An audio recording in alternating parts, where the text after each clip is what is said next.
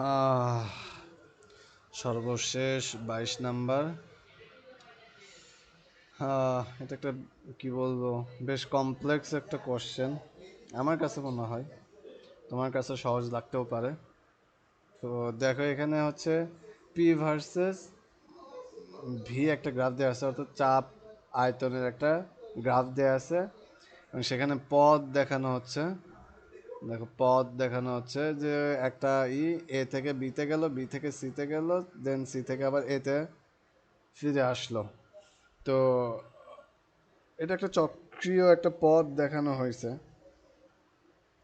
আহ, দেখায় এবং কিছু এখানে দেয়া আছে, যেমন স্থির আয়তনে মোলার আপেক্ষিক তাপ দেয়া আছে, মোল সংখ্যা দেয়া আছে, গামা দেয়া আছে, আর তারপর 1 ATM সমান যে 10⁵ হয় সেই সম্পর্কটা দেয়া আছে, এবং এ বিন্দুতে এই যে এই জায়গাটাতে তাপমাত্রা 300 কেলভিন সেটা দেয়া আছে। দিয়ে তোমাকে নাম্বার কোশ্চেনে বলছে যে এ বি পথে এই যে এই পথটাতে তোমার কৃতকাজের মান নির্ণয় করো। এ থেকে বিতে যাবা, এর জন্য কাজের মান কত, এই বিপথে কাজের মান কত। তো চলো আমরা শুরু করি নাম্বারটা। কাজ হিসাব করতে হবে ডাব্লু। ডাব্লু আমাদেরকে হিসাব করতে হবে ডাব্লু সমান কত। তো এখানে কি ঘটছে দেখো, এখানে মেইনলি হয়েছে যে এইরকম, যে তোমার একটা পাত্রে, এটা একটা পাত্র, এটা ধরো পিস্টন, এর ভেতরে কিছু গ্যাস আছে তো এই অবস্থা, ধরো এটা হচ্ছে এ অবস্থা, যার চাপ হচ্ছে তোমার 20, সরি, কত চাপ, কত, 2 ATM, আয়তন হচ্ছে তোমার 20 লিটার।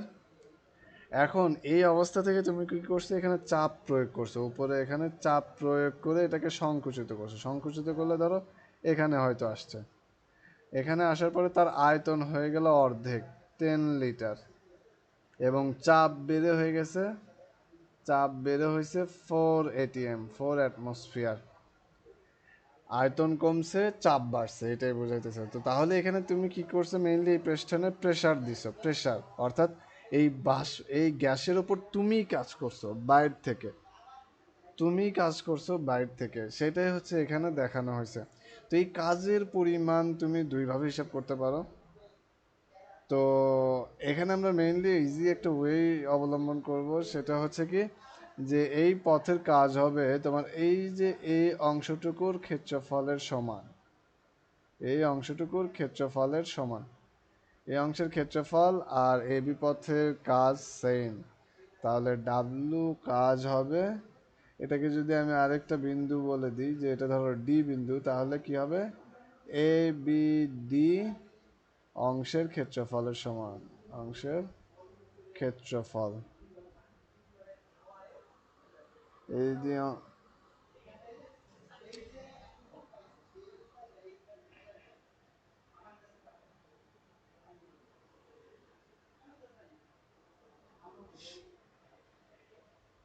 তাহলে তোমার হচ্ছে, সরি, এখানে আমি ভুল বলে ফেলছি, আসলে এই পুরো অংশের ক্ষেত্রফল, পুরো অংশের ক্ষেত্রফল, এই রেখার নিচে যত অংশ আছে, যতটুকু অংশ আছে ততটুকুর ক্ষেত্রফল, এবিডি অংশ না, এবিডি অংশ না, এই পুরো অংশটুকুর ক্ষেত্রফল। তাহলে এটা দেখো কি, এটা একটা ট্রাপিজিয়াম না, এটা একটা ট্রাপিজিয়াম কিন্তু হয়েছে, মানে এইরকম, এইরকম, এইরকম, এটা কিন্তু একটা ট্রাপিজিয়াম। তাহলে ট্রাপিজিয়ামের ক্ষেত্রফল কি, সমান্তরাল বাহু দুইটির যোগফল ইন্টু হাফ ইন্টু সমান্তরাল বাহুদ্বয়ের যোগফল ইন্টু এদের মধ্যবর্তী দূরত্ব, এই যে দুইটা সমান্তরাল বাহুর মধ্যবর্তী দূরত্ব, এটা করলেই তুমি এই ট্রাপিজিয়ামের ক্ষেত্রফল পাবা। তাহলে এটা কি, সমান্তরাল বাহু দুইটির যোগফল, সমান্তরাল বাহু দুইটির যোগফল ইন্টু এই সমান্তরাল বাহু দুইটির মধ্যবর্তী এই যে এই দূরত্বটুকু, এখানে বসাইলে গুণ করলে তুমি এই ট্রাপিজিয়ামের ক্ষেত্রফল পাবা। তো তুমি সেম ভাবে এখানেও করবে আর কি, যে এখানে তাহলে এই সমান্তরাল বাহু, এই যে এই বাহু এবং এই বাহুর দৈর্ঘ্য কত, এই বাহুর দৈর্ঘ্য হচ্ছে 4, দেখো এই যে 4, কিন্তু এতটুকু কি 4, আর এই এতটুকু কত 2, এটা হচ্ছে 2। তাহলে এখানে কি হবে, এখানে হবে তোমার 4+2, আর সূর্যের তো একটা হাফ আছে, ইনটু এদের মধ্যবর্তী দূরত্ব, এই যে এই সমান্তরাল যে দুইটা বাহু আছে এই দুইটা বাহুর মধ্যবর্তী দূরত্ব। তো এই দূরত্ব কত, এই যে এতটুকু, 20 মাইনাস 10, 20 মাইনাস 10, এদের মধ্যবর্তী দূরত্ব। তো এইভাবে করে তুমি কাজ পেয়ে যাবা। এই কাজটা হতে হবে নেগেটিভ, যেহেতু তুমি কি করছো, তুমি গ্যাসের ওপর কাজ করছো, তো এটা হবে নেগেটিভ। তো তুমি এখানে লেখার সময় একটু নেগেটিভ দিয়ে নিবা আর কি, তাহলে হয়ে যাবে। তো এইভাবে হচ্ছে তোমার গ নাম্বারটা অ্যান্সার করবা। দেন হচ্ছে ঘ নাম্বারটাই অনেক কমপ্লেক্স লাগছে আমার কাছে, তারপর দেখি একটু চেষ্টা করি এক্সপ্লেইন করার। দেখো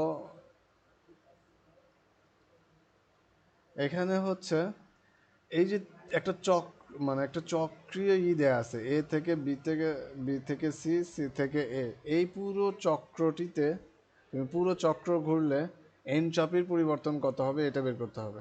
মানে এটা শূন্য হবে কি না এটা তোমাকে দেখাইতে হবে। তাহলে আমরা প্রত্যেকটা পথের জন্য আলাদা আলাদাভাবে এনট্রপি বের করব। ধরো এ এনট্রপি হচ্ছে কি ডিএস সিএ, মানে সিএ পথের জন্য, এটা ধরো ডিএস এ বি জন্য, আর এটা ধরো ডিএস বিসি, বিসি পথের জন্য এনট্রপির পরিবর্তন, সিএ পথের জন্য, এবি পথের জন্য এনট্রপির পরিবর্তন, সবার জন্য এনট্রপির পরিবর্তন আলাদা আলাদা করে বের করে আমরা যোগ করব, যোগ করে দেখব শূন্য কিনা। তো এই সি এর জন্য তুমি কিভাবে বের করবা? আচ্ছা প্রথমে আমি এ বির জন্য বের করি, এ বি পথের জন্য, এ বির জন্য। তো এ বিতে কি হয়েছে দেখো, এখানে এ বিতে কিন্তু আয়তনেরও পরিবর্তন ঘটছে, চাপেরও পরিবর্তন ঘটছে, মানে চাপ বাড়ছে, আয়তন কমছে। এইরকম কেজে, এইরকম কেজে এটা কিন্তু একটা সমষ্ণ প্রক্রিয়া, সমষ্ণ প্রক্রিয়া। তো সেক্ষেত্রে তোমার এনট্রপির পরিবর্তন ডিএস এ বি হবে N R ln V two divided by one.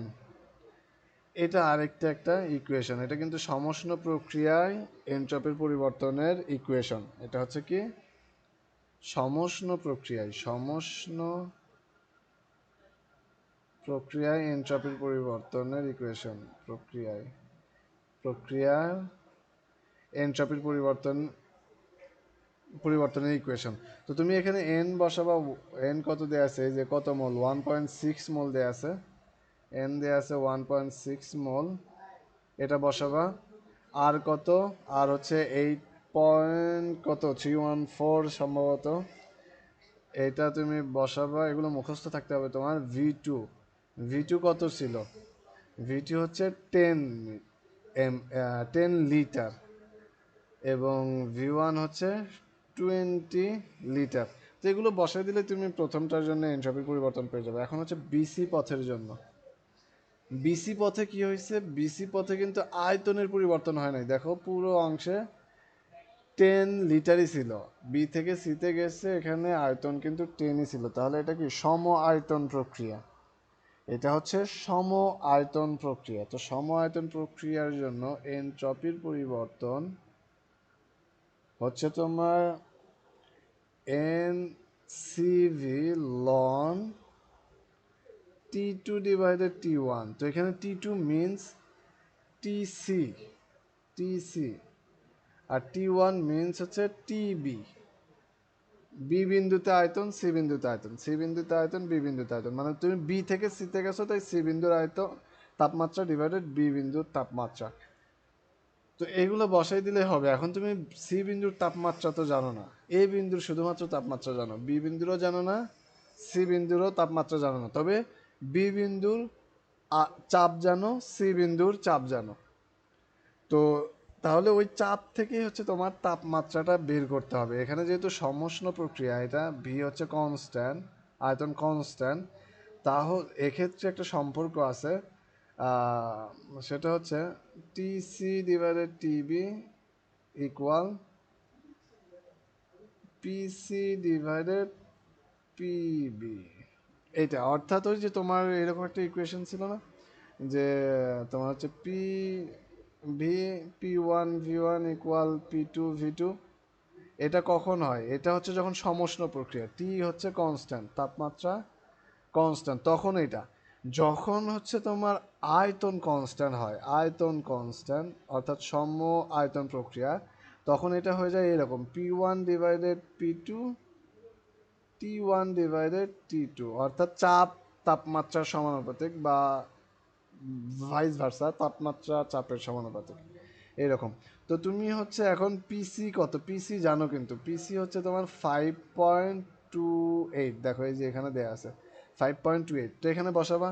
TV কত, টিভি হচ্ছে 4, এই যে এখানে দেয়া আছে টিভি হচ্ছে 4, এগুলো গ্রাফ থেকে তোমার এই ডাটাগুলো নিতে হবে, নিয়ে এখানে বসাই দেবা কত, 5.28 ডিভাইডেড হচ্ছে 4, এখানে বসাই দিলে এটা এন এর মান হচ্ছে তোমার 1.6, সিভি তোমার দেয়া আছে, তো এগুলো বসাই দিলেই তুমি পেয়ে যাবে আর কি, একেবারে সিম্পল। ঠিক আছে, এই যে মোলার আপেক্ষিক তাপ কিন্তু এখানে দেয়া আছে, আবার ভয় পেও না। তো এইভাবে তুমি বিসি অংশের জন্য, বিসি পথের জন্য তুমি এই কি বলে এনট্রপির পরিবর্তন বের করলা। এখন তোমার হচ্ছে সিএ অংশের জন্য, সিএ পথের জন্য এটাই একটু ঝামেলা। সিএ পথটা কি সমষ্ণ প্রক্রিয়া নাকি সমায়তন প্রক্রিয়া? এটা আসলে হচ্ছে তোমার রুদ্ধতাপীয় প্রক্রিয়া, রুদ্ধতাপীয় প্রক্রিয়া, অর্থাৎ এখানে এই প্রক্রিয়ায় বাইরে থেকে তাপমাত্রা আসেও না, ভেতর থেকে তাপ যায়ও না। রুদ্ধতাপীয় প্রক্রিয়া, এখানে তাপমাত্রার স্থানান্তর হয় না, তাপমাত্রার বা তাপের স্থানান্তর হয় না। রুদ্ধতাপীয় প্রক্রিয়ায় তাপের স্থানান্তর হয় না, তাপ কনস্ট্যান্ট। তো এইটা তোমাকে একটু চেক করতে হবে, তুমি জাস্ট মুখে বললে হবে না, এটাকে তোমাকে একটু চেক করতে হবে। তুমি কিভাবে চেক করবা? এই যে এখানকার যেরকম এখানে দেখো P1 V1 equal P2 V2, এটা হচ্ছে কি P1 × V1 এর মান এবং P2 × V2 এর মান যদি সমান হয়, তাহলে এখান থেকে বোঝা যাচ্ছে যে এটা সমষ্ণ প্রক্রিয়া, অর্থাৎ টি কনস্ট্যান্ট, তাপমাত্রা কনস্ট্যান্ট। এই রকমই একটা ইকুয়েশন আছে রুদ্ধতাপীয় প্রক্রিয়ার জন্য, সেটা হচ্ছে তোমার P1 V1 gamma, P2 V2 gamma. তো এই ইকুয়েশনটা যদি স্যাটিসফাইড হয়, মানে সত্যায়িত হয়, তাহলে বোঝা যাবে যে এটা হচ্ছে সিএ প্রক্রিয়াটা হচ্ছে রুদ্ধতাপীয় প্রক্রিয়া। তো তুমি এখান থেকে P1 মিনস হচ্ছে তোমার পিসি, V1 মিনস হচ্ছে VC to the power gamma, মানে সি বিন্দুর চাপ আয়তন। P2 হচ্ছে তোমার এ বিন্দুর আয়তন, চাপ। V2 হচ্ছে এ বিন্দুর আয়তন টু দি পাওয়ার গামা। গামার কিন্তু এখানে মান দেয়া আছে 1.4, এই যে এখানে দেয়া আছে। পিএ দেয়া আছে, পিএ হচ্ছে 2, তারপর পিসি কত 5.8, ভিসি কত 10, ভিএ কত 20। তো এগুলো বসায় দেখবা এটা সমান হবে, এটা সমানই হবে। তুমি আগে এটার মান বের করবা, এতটুকুর মান, দেন হচ্ছে পিএ ভি এর মান বের করবা, বের করে দেখবা দুইটা সমান হবে। তো যখনই সমান হবে তখন তুমি বলবা কি যে এই সিএ প্রক্রিয়াটা হচ্ছে রুদ্ধতাপীয় প্রক্রিয়া। তো যেহেতু এটা রুদ্ধতাপীয় প্রক্রিয়া, যেহেতু এটা রুদ্ধতাপীয় প্রক্রিয়া, তাই রুদ্ধতাপীয় প্রক্রিয়ার জন্য আবার এনট্রপির পরিবর্তনের হিসাবের জন্য আলাদা একটা ইকুয়েশন আছে। ও আচ্ছা, সরি সরি সরি, রুদ্ধতাপীয় প্রক্রিয়ায় তো এনট্রপির পরিবর্তন শূন্য। রুদ্ধতাপীয় প্রক্রিয়ায় এনট্রপির পরিবর্তন শূন্য, কারণ কি ডিএস ইকুয়াল, আমরা একটা সমীকরণ জানি, ডি কিউ ডিভাইডেড টি। এই ডিকিউটা হচ্ছে কি তাপমাত্রা, তাপের পরিবর্তন, বা প্রয়োজনীয় তাপ, বা গৃহীত তাপ, তাপের পরিবর্তন। তো রুদ্ধতাপীয় প্রক্রিয়া যেহেতু তাপের কোনো পরিবর্তনই হয় না, তাহলে এটা কত, শূন্য। তো এটা শূন্য হলে কি হবে, ডিএসটাই শূন্য হয়ে যাবে। তাহলে সিএ প্রক্রিয়ায় হচ্ছে রুদ্ধতাপীয় প্রক্রিয়ার পরিবর্তন হচ্ছে শূন্য, রুদ্ধতাপীয় প্রক্রিয়ায় এনট্রপির পরিবর্তন শূন্য। এখন এই যে তুমি তিনটা বের করছো, তিনটা তুমি যোগ করো, যোগ করে দেখো কত আসে। তো এটা সম্ভবত শূন্য আসবে। শূন্য আসলে বলে দেবা যে হ্যাঁ, উদ্দীপকের চক্রীয় প্রক্রিয়ায় এনট্রপির পরিবর্তন শূন্য। তো আশা করি তুমি বুঝতে পারছো। আর আরও যদি প্রবলেম থাকে সমস্যা নাই, তুমি পাঠিয়ে দিবা, এখানে কোনো হেজিটেশন ফিল করার কিচ্ছু নাই। ওভারঅল তুমি তো আমার পার্টনার হবে ইনশাল্লাহ। তো ঠিক আছে, বেস্ট অফ লাক।